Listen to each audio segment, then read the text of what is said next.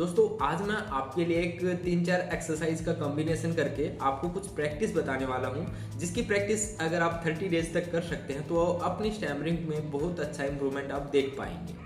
लेकिन वीडियो को लास्ट तक जरूर देखिएगा और इस वीडियो में जितनी भी एक्सरसाइज टेक्निक्स आपको बताई गई हैं उनका यूज करने की कोशिश करिएगा। अगर आप 30 डेज तक ये रेगुलर यूज करते हैं तो 100% तो नहीं, लेकिन बहुत ज़्यादा इंप्रूवमेंट आपको देखने को मिलेगा। और 100% भी तब मिलेगा जब आप इस प्रैक्टिस को रेगुलर लंबे टाइम तक करेंगे। तो दोस्तों मेरा नाम आनंद और आप सभी देख रहे हैं यूनिक वे। आप सभी का एक बार फिर से स्वागत है मेरे यूट्यूब चैनल पर। चलिए शुरू करते हैं अपनी आज की वीडियो का टॉपिक। आपको क्या करना है कि हम पहले पीछे से चलते हैं।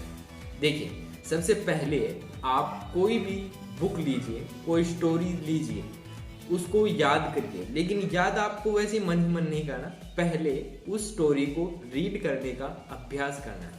अगर आप कोई भी स्टोरी रीड कर रहे हैं तो रीड करने का जो तरीका होना चाहिए आपका वो थोड़ा अलग होगा। एक रीड करने का तरीका होता है कि हम जैसे न्यूज़पेपर को रीड करते हैं, तो जब आप न्यूज़पेपर रीड करते हैं तो आप फास्ट स्पीड में करते हैं।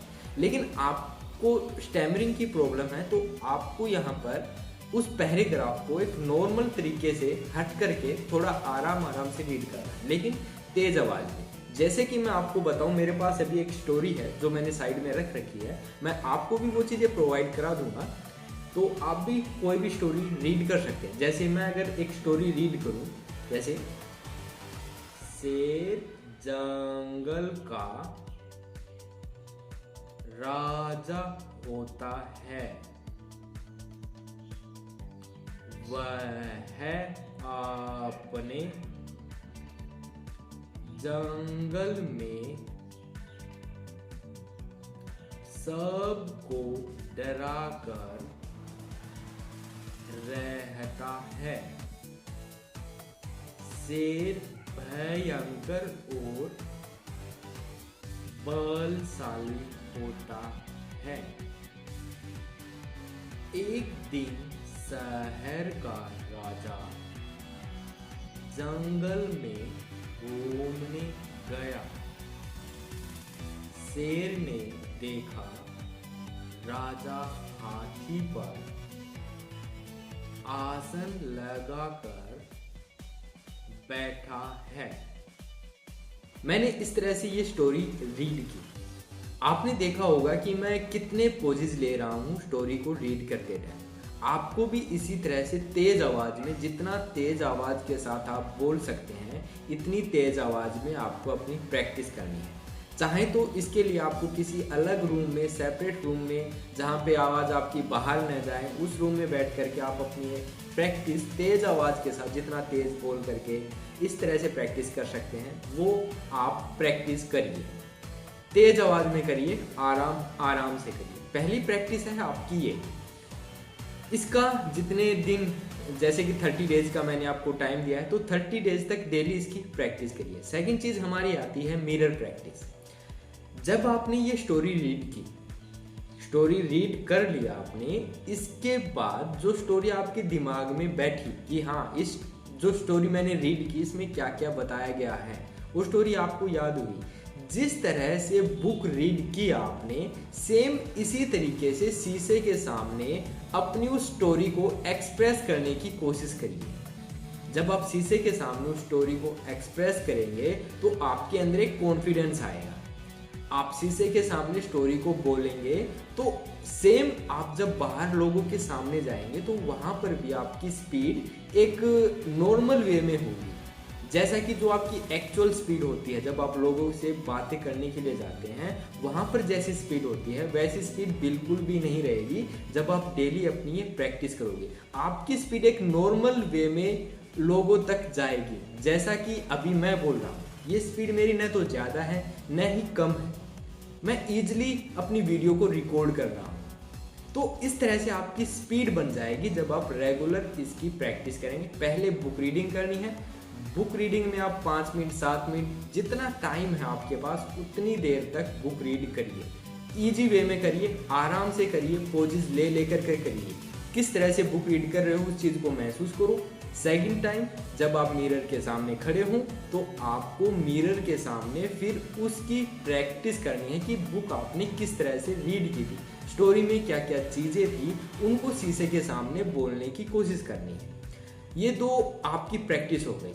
अब इन दोनों से हट करके हमारी एक चीज़ आती है जो आपका ब्रीदिंग पैटर्न है। जब तक आप बुक रीडिंग करते टाइम ब्रीदिंग पैटर्न को ऑब्जर्व नहीं करेंगे कि कब सांस ले रहे हो, कब पॉजेज ले रहे हो, तब तक आपका बुक रीड करने का कोई फायदा नहीं होगा, तब तक आपकी वो प्रैक्टिस नहीं बन पाएगी।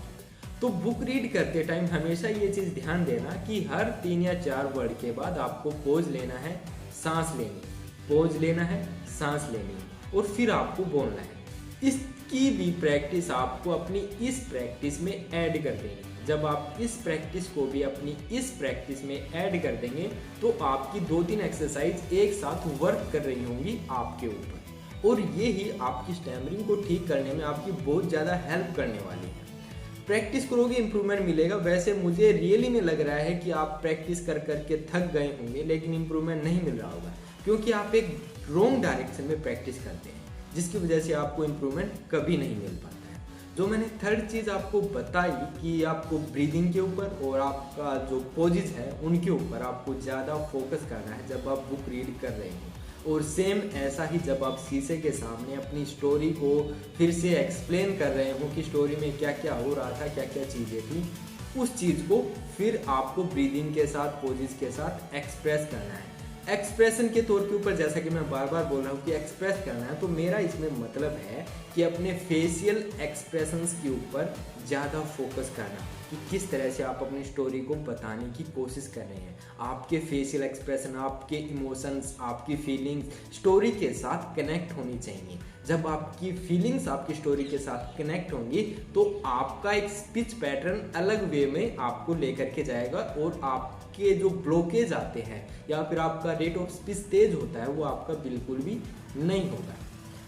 अब हमारी जो लास्ट पॉइंट होता है उसमें क्या करना होता है कि आपको जैसे बुक रीड कर रहे हैं उस टाइम के ऊपर अपने स्पीच सिस्टम में थोड़ा फोकस डालना है। जब आप अपने स्पीच सिस्टम में फोकस डालेंगे कि आप बोलते टाइम आपकी टंग को कैसे कैसे मूव कर रहे हैं, तो वो आपके रेट ऑफ स्पीच को स्लो करने के साथ साथ आपका जो फेशियल एक्सप्रेशन है उनके ऊपर भी आपका फोकस रहेगा, और जो आपकी स्टैमरिंग है, ब्लॉकेज है, उनको भी दूर करेगा। तो जो आपके जो फेशियल एक्सप्रेशन है उनके साथ में जो आपकी टंग की मूवमेंट, आपके लिप्स की मूवमेंट होती है उसके ऊपर ज़्यादा फोकस करना है जब भी आप स्टोरी को रीड कर रहे हो या फिर जब आप शीशे के सामने प्रैक्टिस कर रहे हो। ये जो 4 एक्सरसाइज थी हमारी ये हो चुकी है।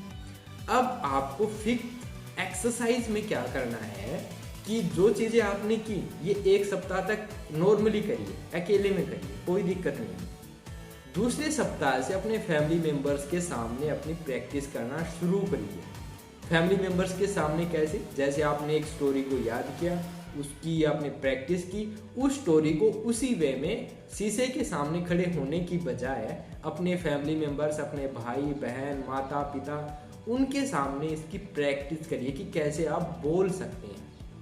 उस टाइम के ऊपर आपको अगर ब्लॉकेज आ रहे हैं तो मैंने जो लास्ट एक्सरसाइज बताई, अपनी टंग की मूवमेंट के ऊपर फोकस करना। जब आप टंग की मूवमेंट के ऊपर फोकस करेंगे आपके आधे से ज़्यादा ब्लॉकेज गायब हो जाएंगे। और अगर फिर भी स्टैमरिंग हो रही हो तो आपको ज़्यादा फोकस टंग पे करते हुए टंग को आपका जो एल्वियोलर रिज है, जो आपके दांतों का जस्ट ऊपरी वाला उभरा हुआ हिस्सा होता है, जो दांतों के पीछे उभरा हुआ हिस्सा होगा, उसके ऊपर जीभ को टच करना है। एक है इससे ऊपर जो जहाँ पे आपको थोड़ा खड्डा सा फील होगा वहाँ पे जीभ को नहीं लेके जाना, जो आपका जस्ट दांतों के ऊपर जो उभरा हुआ हिस्सा होगा उसके ऊपर अपनी जीभ को टच करना और उसके बाद बोलने की कोशिश करना।